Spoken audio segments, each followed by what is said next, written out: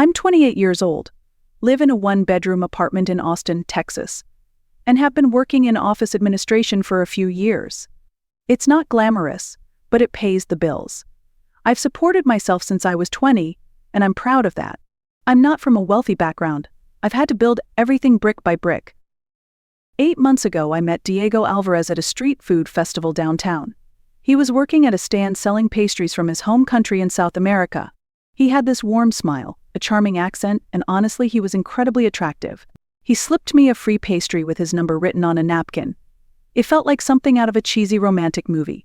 I texted him the next day. We started talking, and just like that, we were dating. At first, it was great. He was sweet, affectionate, and constantly complimented me.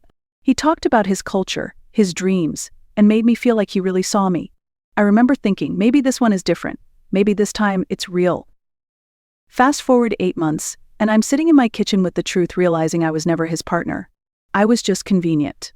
A roof, free meals, emotional labor, and someone to clean up behind him. And the worst part, I didn't even see it coming. But now I do. And this is the story of how I found out through a hidden insult spoken right at my dinner table, and how I chose to end it with dignity. The shift didn't happen overnight. It never does. One day, Diego was just staying over more frequently. The next, I noticed his clothes in my drawers, his shoes by the door, his gaming headset on my desk. Before I even realized what was happening, he was living with me full-time. At first, I didn't question it. I liked having him around. I thought we were building a life together. It wasn't until I checked my bank account and saw how thin things were getting that I brought it up. I asked, gently, if he could start contributing to rent or utilities. He sighed and said, "You know how hard it is for me with a visa. I don't have stable income yet." I believed him. Immigration is complicated. I wanted to be supportive, so I let it go. But the signs kept adding up. He spent most of his days sitting at my desk, playing games on my laptop, while I worked 9 hours at the office. When I got home exhausted, he'd ask, "What's for dinner?" And I'd just start cooking. I can't even explain why. It felt easier to keep the peace. Then came the comments, subtle at first. "You swear a lot. You're kind of loud when you laugh. That dress is really American." At first, I chalked it up to cultural differences. But the tone changed over time. One night, after I told a joke around his friends, he said, "Women back home know when to be quiet." He said it with a smile, but there was no warmth in it. I started feeling small in my own home. I remember one night in particular. I was doing dishes after making dinner, and he was sitting on the couch scrolling on his phone. I looked over and said, "I'm getting kind of tired of carrying all the expenses by myself." His entire demeanor shifted. He put the phone down and said, "So now you don't trust me? You think I'm just using you?" His voice was sharp, defensive. I apologized. I actually apologized. I stood there with soapy hands, heart pounding, feeling like I had crossed some invisible line. That was the moment I should have known. I kept thinking it would get better, that maybe he just needed time. But the truth is, I was doing all the work financially, emotionally, even physically. He gave just enough attention to make me stay, but never enough to make me feel truly loved. The relationship had become a transaction, and I was the only one paying. Looking back, it wasn't just about money.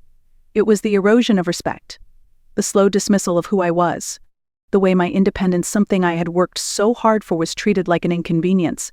He never said thank you, never offered help, never looked at me like an equal. He looked at me like I was lucky to have him. But the truth was, he was lucky I hadn't seen it sooner. It all came to a head on a Saturday night, the evening I met his parents for the first and last time. Diego told me they were visiting from out of town and wanted to have dinner at our place. I should have been wary when he started giving me instructions. "Don't joke too loudly," he said. "My mother is very traditional. Be respectful. Don't interrupt." Still, I wanted to make a good impression. I cleaned the apartment from top to bottom, went to 3 different grocery stores looking for the right ingredients, and cooked for hours. I even researched a traditional dish from his country. It took forever, but I wanted to show I cared. By the time they arrived at 7 p.m., I was already exhausted, but I smiled through it. I wore a simple dress, tied my hair back, and greeted them with warmth. They smiled back. Polite. That's the best word I can use. They spoke in their native language from the moment they stepped inside. Diego would occasionally say a few things in English, but most of the conversation floated past me in a stream of sounds I couldn't decipher. I sat there nodding and smiling, trying to appear engaged while feeling completely invisible. Even at the dinner table I had so carefully set, with the food I'd spent hours preparing, they didn't switch languages for my sake. At one point, his father laughed at something, looking directly at me. Diego chuckled along, offered no translation. Just a vague, "They're talking about a cousin's baby." Something about the tone didn't sit right, but I brushed it off. I didn't want to overthink it. Maybe this was just how things were done in their culture. Maybe I was being too sensitive. That's what I kept telling myself. Halfway through dinner, I realized I had forgotten the cream and lemons for dessert. I told Diego I'd run to the corner store real quick. He nodded. His parents smiled, still speaking in their language. I grabbed my keys and left. It was a quick trip, 15 minutes max, but when I walked back in, something felt different. They went quiet for a moment, then resumed their conversation in lower tones. Diego seemed stiffer, less relaxed. I told myself I was being paranoid. The rest of the evening went the same way, me trying too hard. Them speaking over me, Diego translating less and less. When they left around 11 p.m., I smiled again and thanked them. They nodded back. Diego walked them out. I stood at the door, wondering what had just happened. I was too drained to process it, so I went straight to bed. The next morning, while waiting for coffee to brew, I remembered something. A year and a half ago, I had a break-in at my apartment. Someone stole my laptop and some jewelry. After that, I bought 2 small security cameras, one in the living room, one in the kitchen. Nothing hidden, just visible devices I got on Amazon for peace of mind. I hadn't checked them in months.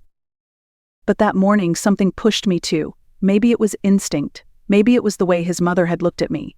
Maybe it was that moment of silence when I walked back in. I opened the app and pulled up the footage from the night before. Around 8:30 p.m. the time I left for the store. At first, it was more of the same. Them speaking in their language, eating the food I made in my apartment, with me not present. Then something shifted. I couldn't understand the words, but their tone, gestures, facial expressions, they all changed. His mother began gesturing toward the kitchen. His father started laughing. Diego leaned back in his chair and smiled. I couldn't shake the feeling that something was being said about me. Something not good. I remembered I had access to a transcription service we'd used at work. It could process audio in multiple languages and provide translations. I clipped the footage, uploaded it, and waited. An hour later, I got the translation. And I will never forget the first line. "She's not very pretty, but she cleans up after you well." She's not very pretty, but she cleans up after you well. I read that line again and again, like my brain needed time to catch up to the insult. I scrolled down. Well, his mother continued, "At least she knows her place." His father chimed in next. "She's like a free housekeeper. Smart choice, son." And then Diego. The man I had loved, cooked for, supported. He laughed and said, "She's useful. The apartment is always clean. Food is always ready. American girls are easy. Just make them feel guilty for asking anything, and they'll give you everything." I felt sick. There was more. They mocked my job, calling it low effort. They criticized my apartment, my laugh, even the food I had spent the entire day preparing. They ripped into every corner of my life with laughter in their voices, and Diego, he didn't defend me once. Not a single word of protest, not even hesitation. He smiled, he agreed. And he did it all while sitting at my table, in my home, eating the meal I had made. I don't remember exactly how long I sat at the kitchen table with that transcript open. The coffee I made had gone cold. My hands were trembling. My eyes felt dry, but I wasn't crying. Not yet. What hurt the most wasn't even the insults. It was the realization that everything had been calculated. The comments about my outfits, my laugh, my work, those weren't cultural misunderstandings. They were rehearsed, strategic, a slow drip meant to make me feel smaller, more dependent, easier to control. And it had worked. I remembered every moment I'd second-guessed myself. Every time I apologized for bringing up rent. Every night I stayed up late cleaning while he relaxed. Every time I laughed less because I didn't want to seem too loud. They weren't just being cruel. They were congratulating him for how well he had me wrapped around his finger. That broke me.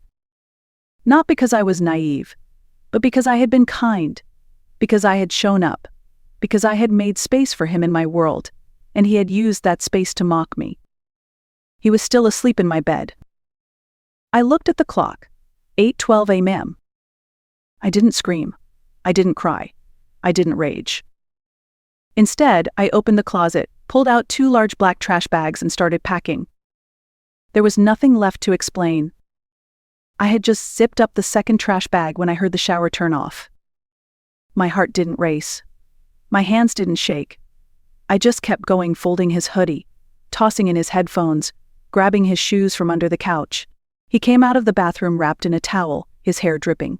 He froze when he saw the bags. "What are you doing?" he asked, trying to laugh it off. "Are we moving or something?" I didn't say a word at first. I just looked at him, really looked. And for the first time in months, I didn't see charm or potential. I saw entitlement. I saw someone who had taken advantage of my home, my work, my kindness, and then laughed about it behind my back. "I know what you said," I said quietly. "You and your parents, while I was gone." His face shifted instantly, shock, then panic, then denial. "You misunderstood," he said quickly. "That translation service, those things never get the nuance right.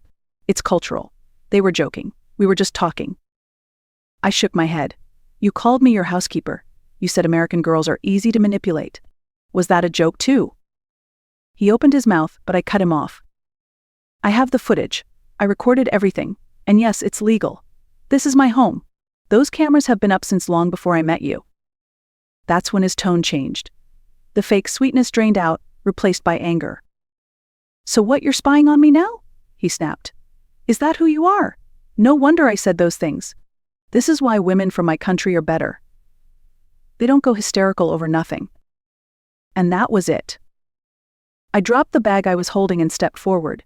"You have 20 minutes to get dressed and leave. Or I call the police." He stared at me like he couldn't believe it. Then he grabbed my wrist. Hard. His nails dug into my skin, and for a moment, I thought he might hit me. I yanked my arm back and shoved him off. "Touch me again and I won't wait 20 minutes. He stood there, breathing hard, and then something in him snapped. He stormed into the bedroom, got dressed in silence, then came back out, eyes blazing. "You're throwing away the best thing that ever happened to you," he spat. "No one else will put up with you." I pointed at the door. "You've been living off me for months. My rent, my food, my Netflix account. You're not a boyfriend. You're a parasite. And the best thing that's happening to me is watching you walk out." He grabbed the bags and stormed out, slamming the door so hard that the wall shook. A neighbor peeked out from across the hall. I just gave her a small nod and closed the door. And then I sat down. On the floor of my apartment. My wrist was red where he'd grabbed me, already starting to bruise. But I didn't feel pain. I felt relief. Like air was finally coming back into the room. I wasn't afraid of being alone. I was afraid of how long I'd let myself believe I wasn't. I didn't sit there long. Once the shock settled, I stood up and started gathering the last of his things. A spare phone charger.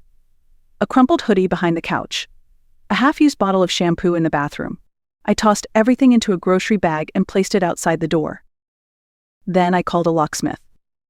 It was a Sunday, which meant an emergency service fee $275. But I didn't hesitate.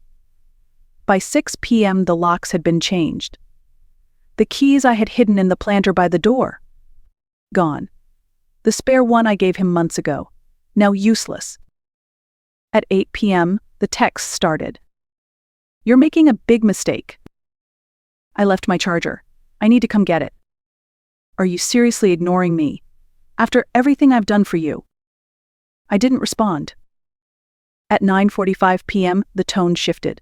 "It's a cultural thing. You wouldn't understand. We were joking. Then, can we please just talk? You're overreacting." By 10:30, I had blocked his number. I was mid-scroll through Instagram, trying to distract myself, when Bridget, my roommate from years ago, and still my best friend, texted, "Wine or whiskey?" She showed up 20 minutes later with both, plus Chinese takeout. I didn't have to say much. I showed her the footage. The transcript. She was quiet for a full minute before whispering, "I swear I'm going to kill him." We spent the next few hours deleting photos, untagging posts, and burning old memories, one click at a time. Somewhere between the egg rolls and the red wine, I started breathing again. Not because he was gone, but because I finally was free. I used to think that love meant patience, that being understanding and forgiving made you strong. But now I know sometimes strength is locking the door behind someone who never truly valued you. Sometimes strength is packing their things without a tear. It's choosing peace over proof, self-respect over second chances. Diego didn't break me. He exposed me to myself, to how much I was willing to give, and how little I thought I deserved in return. I'm not angry anymore. I'm awake. And if you've ever been in a relationship where your kindness was mistaken for weakness, where your silence was taken as permission, please know this: you deserve more. Share this story if it speaks to you. Leave a comment if you've ever walked away with nothing but your dignity and found it was more than enough. And remember to like,